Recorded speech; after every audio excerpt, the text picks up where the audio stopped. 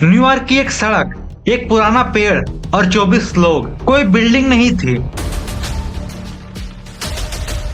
कोई टेक्नोलॉजी नहीं थी, सिर्फ एक सीक्रेट एग्रीमेंट था। लेकिन सवाल ये है, एक मामूली पेड़ के नीचे बनी हुई एक क्लब दुनिया की सबसे बड़ी पावर कैसे बनी? Hello star eagle fan, radio lighter पर वर्ल्ड। आज हम लोग जानेंगे जब वॉल स्ट्रीट का जन्म हुआ। 1792 का न्यूयॉर्क आज की चमकती हुई बिल्डिंग जैसा बिल्कुल नहीं था।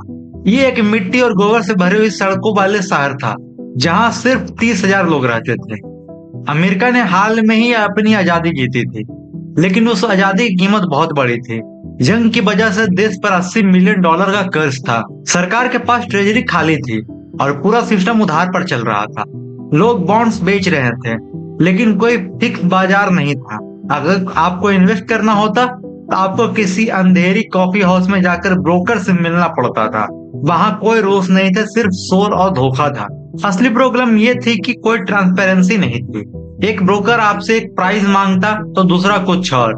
इस केओस का फायदा उठाया कुछ बड़े प्लेयर ने, जैसे विलियम डर ने, जिसने मार्केट को मैनिपुलेट करना शुरू किया। मार्च 1792 में अमेरिका ने अपना पहला बड़ा फाइनेंशियल क्रैश देखा। बैंक बंद हो रहे थे और अमीर लोग रातों रात भिखारी बन गए थे। लोग सड़कों पर उतर आए और न्यूयॉर्क का पूरा फाइनेंशियल सिस्टम कोलैप्स होने की कगार पर था। हर कोई डर में था, क्या यह शहर कभी संभल पाएगा? लेकिन इस तबाही के बीच 17 मई 1792 को एक ऐसी आइडिया सामने आई जो सुनने में परफेक्ट लगती थी।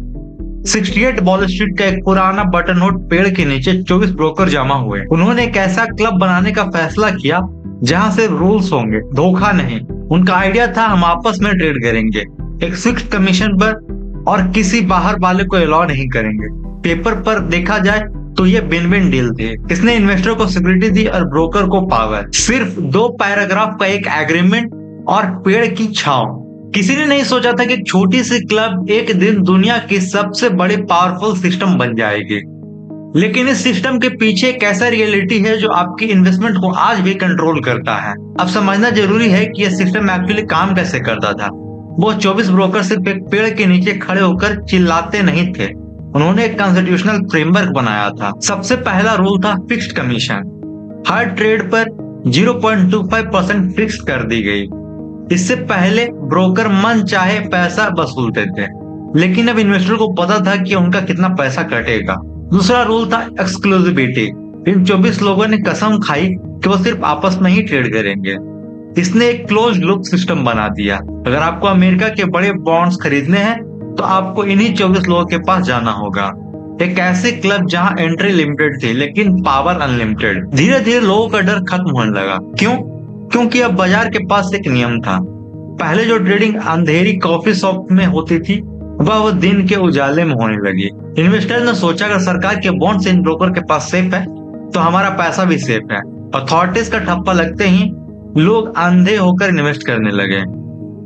ये सिर्फ अमीर लोगों तक सीमित नहीं रहा, छोटे दुकानदार और आम लोग भी अपनी सेविंग लेकर वॉल स्ट्रीट आने लगे। जब सिस्टम में ट्रांसपेरेंसी आती है तो फिगर की जगह फोमो ले लेता है। लोग इसलिए इन्वेस्ट नहीं कर रहे थे कि उन्हें कंपनी समझ आ रहा था, वो इसलिए इन्वेस्ट कर रहे थे क्योंकि उनका पड़ोसी अमीर हो रहे थे। पेड़ के नीचे शुरू हुई ये क्लब इतनी बड़ी हो चुकी थी कि उन्हें एक नया जगह चाहिए था, द टॉन्टिन कॉफी हाउस। अब स्पीड बढ़ने लगी थी। 1790s के एंड तक ट्रेडिंग सिर्फ बॉन्ड तक सीमित नहीं रही। नई बैंक्स और इंश्योरेंस कंपनीज के शेयर मार्केट में आने लगे। हर नया शेयर एक नया मौका लग रहा था। वॉल स्ट्रीट पर हर रोज भीड़ बढ़ती गई। बटनवुड पेड़ के नीचे अब इतनी जगह नहीं थी कि सब समा सके। म्यूजिक की धुन तेज हो रही थी और प्राइसेस हर दिन नया रिकॉर्ड तोड़ रहे थे। लोगों को लगने लगा कि यह सिलसिला कभी नहीं रुकेगा। पैसा बनाना इतना आसान पहले कभी नहीं था। लेकिन जब सब लोग एक ही तरफ भाग रहे होते तो कोई नीचे नहीं देखता।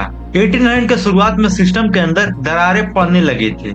मार्केट में इतना स्पेकुलेशन बढ़ गया था कि असली प्रॉफिट और पेपर प्रॉफिट के बीच में फर्क खत्म हो गया। कर्जा बढ़ रहा था और लोग उधार लेकर शेयर खरीद रहे थे। बाहर से सब कुछ चमक रहा था, लेकिन अंदर ही अंदर एक तूफान तैयार हो रहा था जो सिर्फ एक चिंगारी का इंतजार कर रहा था। और फिर एक दिन बाइंग रुक गई। जिस प्राइस को लोग ऊपर जाता हुआ देख रहे थे वही अचानक नीचे गिरने लगा। यह कोई छोटी गिरावट नहीं थी, ये एक ऐसी आंधी थी जो सब कुछ बहाकर ले जाने वाली थी। जो ब्रोकर कल तक जश्न मना रहे थे, आज उनके चेहरों पर डर साफ दिख रहा था। न्यूयॉर्क के बाहर में अफरा तफरी मच गई।